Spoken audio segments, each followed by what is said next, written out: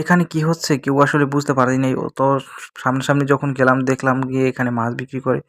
তো মাছ বিক্রি করে দেখে আমি একটু মাছের ভিডিওটা করে নিলাম এবং এই বিশাল আকৃতির একটা কাতলা মাছ দেখি মানুষ সেই মাছটা দেখার জন্য চারিদিকে ভিড় করে আছে।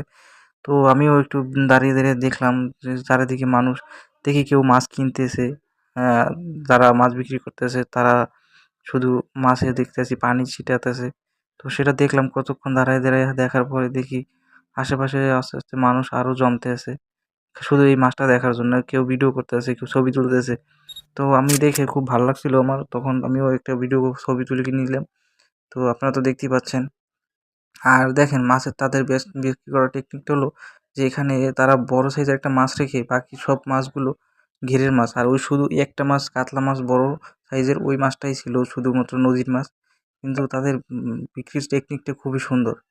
আর তারা মানুষ জমাইয়া তারা এরকমভাবে মাছটি